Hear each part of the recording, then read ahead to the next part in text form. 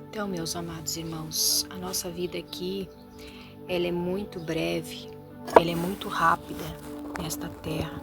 E logo em seguida nós vamos para a eternidade, onde a própria palavra já nos diz, eternamente. Nós vamos estar no lugar que o Senhor tem preparado para nós, ou no lugar que nós escolhemos pela nossa desobediência, longe de Deus, afastado de Deus.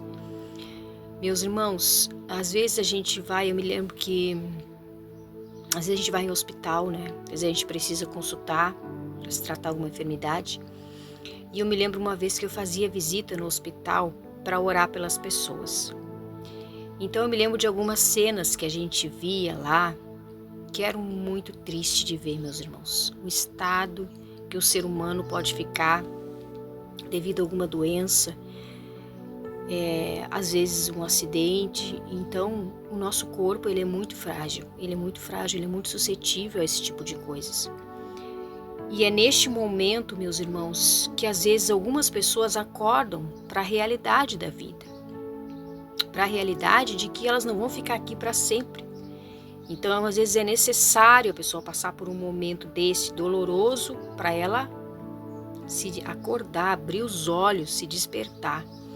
E eu me lembro que uma vez eu estava fazendo uma dessas minhas visitas e tinha uma pessoa que eu fui oferecer se ela queria oração, e a minha intenção era orar pela pessoa e falar de Jesus, falar da salvação em Jesus. Mas a pessoa disse para mim que não queria oração, e ela estava com um olhar assim de raiva, de ódio. Então a gente vê que há vários tipos de pessoas. Existem aquelas que no momento de enfermidade elas vão reconhecer que precisam de Deus, e existem aquelas que não, nem neste momento elas não vão, o coração está tão duro que elas não querem saber de Jesus Cristo, que é o nosso Salvador. E eu me lembro também que uma vez eu fui orar por um senhor, e ele estava ali muito abatido por conta da enfermidade. E aí eu me lembro que eu fui ali orar por ele, e ele fazia assim para mim, fazia assim. Eu não sei se ele queria que eu abraçasse ele, eu não sei se ele queria que eu segurasse ele, enfim, não sei. Eu sei que ele estava muito desesperado, mas ele não conseguia falar. Aí eu orei por ele assim, intercedi para Deus, pedi para Deus salvar aquela alma. Mas fica muito difícil da gente pregar para uma pessoa que está nesse estado, meus irmãos. Porque a gente não sabe se a pessoa está entendendo, a gente não sabe como é que está a consciência da pessoa. Então o que a gente pode fazer é só orar. Então é por isso, meus irmãos, que Deus dá a oportunidade para todas as pessoas ouvirem o Evangelho quando elas estão com a sua mente consciente, quando elas estão com saúde, quando elas estão em tempo ainda de se arrepender dos seus maus caminhos, de se voltarem para Deus. E como que a pessoa que é escrava de um vício, como que ela faz para se libertar disso, meus irmãos? O primeiro passo, eu vou dar dica aqui, por experiência minha. O primeiro passo, ela tem que querer. Se a pessoa é escrava do cigarro, escrava da bebida, escrava de outros vícios, o primeiro passo ela tem que querer, dizer: Senhor, eu quero. E aí Deus vai agir na vida daquela pessoa, o Espírito Santo vai agir e vai libertar aquela pessoa no momento que ela vai orando, no momento que ela vai pedindo oração, no momento que ela vai indo na igreja. Aí o Espírito Santo começa a trabalhar o processo, fazer o processo de libertação naquela pessoa para que ela seja livre dos vícios. Meu esposo conta que quando ele foi na igreja a primeira vez, ele fumava 3 carteiras de cigarro por dia. E aí ele chegou e o pastor orou por ele, ungiu a mão dele, que ele chegava a ter os dedos marcados aqui assim, amarelo por conta do cigarro, ungiu e disse para ele: a partir de hoje tu nunca mais vai fumar. Ou seja, o homem de Deus liberou a bênção para ele ali. E ele não acreditou, ele saiu dali e não acreditou. Mas foi exatamente como o homem de Deus falou. Então, meus irmãos, a importância da bênção de Deus ser liberada na vida das pessoas. Palavras de bênção. Profetizar, abrir a nossa boca e profetizar a palavra de bênção sobre a vida das pessoas. Palavra de libertação, palavra de cura divina. E as pessoas vão receber em nome de Jesus, pela fé e pelo poder que há no nome de Jesus. E ali ele foi liberto.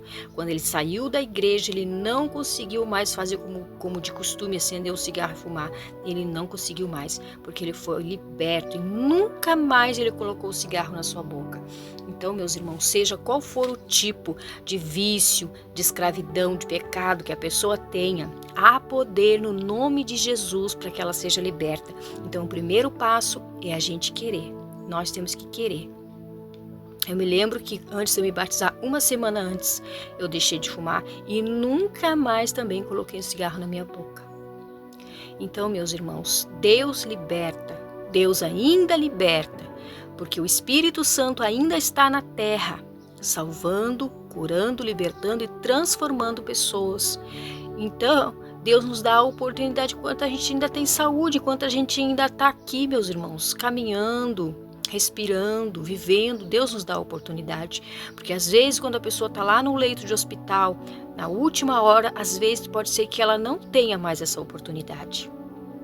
Pode ser que de repente alguém vá lá enviado por Deus para pregar o evangelho, mas pode ser que não. Ou pode ser que a pessoa esteja inconsciente e não tenha mais a capacidade de entender a importância de salvar a sua alma. Então hoje é o dia de entregar a tua vida para Jesus. Hoje é o dia de termos um compromisso sincero e verdadeiro com a salvação da nossa alma, meus irmãos.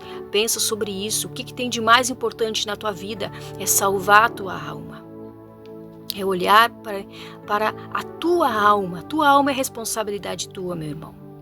A tua alma é responsabilidade tua de salvar, de colocá-la nas mãos de Jesus e te humilhar na presença de Deus, reconhecer que é um pecador e que precisa de Jesus. Tá bom? Pensa sobre isso. Procure uma igreja perto da tua casa que seja de acordo com a Bíblia. Leia a Bíblia, ore em casa, faça tuas orações a Deus em nome de Jesus. E Deus vai abençoar a tua vida.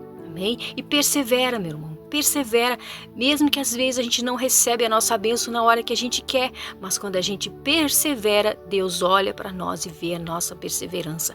A fé também está ligada à perseverança, tá bom? Deus te abençoe, beijo no coração.